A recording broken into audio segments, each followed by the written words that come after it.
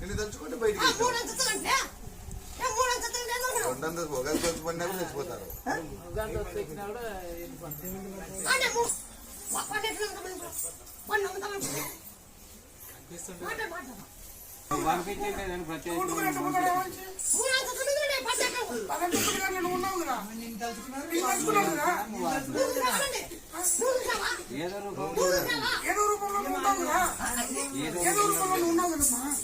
Challenge చేసింటావు బయటకి వేస్తామని చేసినావు, కొడుకు తీసినావు, ఇంకా దండి చేసినావు.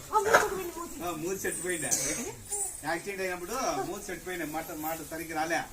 ఇంటికి వచ్చి తమలపాకు ఇచ్చినావు తిక్కోరాని మాట్లాడే రాలేవా?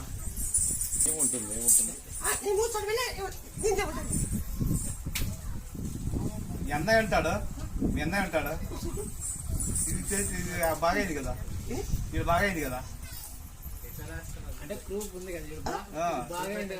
తమలపాకు ఇచ్చి జయ హనుమాన్ జయ వీరాంజనేయ అని అనుకొని తిక్కరా అని అన్నాడు. 20 రోజులకి బాగైంది అది.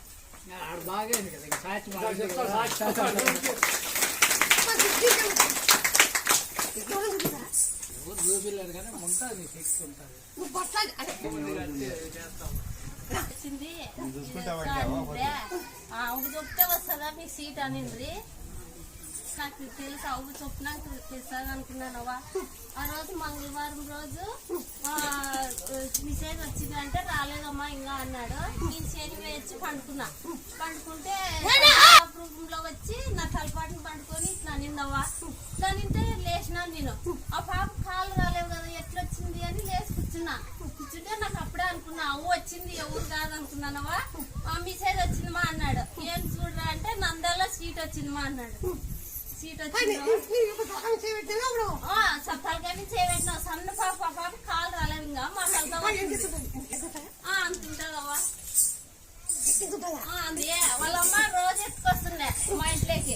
ఆ పాప వచ్చింది నడుచుకుంటా వచ్చి నా తల మీద చేయబెట్టింటే చిన్న పాప ఆ పాప కాలు రాలేవు మా తలతో వస్తుంది. నన్ను నడుచుకుంటూ వచ్చి నా తల మీద చేయబెట్టింది.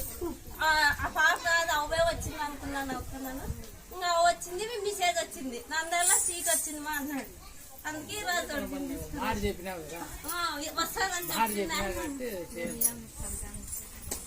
బయటికి తోలుకొచ్చింటే ఆవు పిలిచలేదంటే ఆడ అనుకోమ్మా అన్నామా.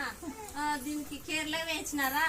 కేరళ వేసినాక మళ్ళీ ఇప్పుడు నేషనల్ పిలుస్తున్నారు. ఆడపాపని ఎందుకు పంపించాలి అనుకున్నామా మేము.